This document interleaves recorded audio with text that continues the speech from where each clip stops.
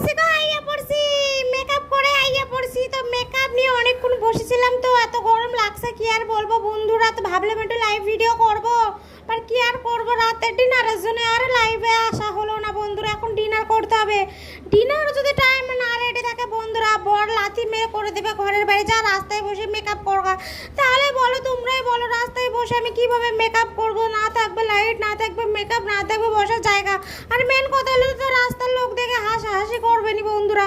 সেই জন্য live cancel করে এখন ডিনারে বসবো, মানে ডিনার বানাতে বসবো। সেই জন্য আর কি আর করবো বন্ধুরা। আমার কাছে কিন্তু দামি দামি মেকআপ রিমুভার নেই বন্ধুরা, তাই মাথায় দিয়ে নারকোল তেল দুই হাতে নিয়ে ঘষাঘষি করে ভালো করে ফেসে আমি অ্যাপ্লাই করে নিচ্ছি। দেখতেই পাচ্ছ আমার মেকআপটা দেখে কেমন লাগছে বলো তো।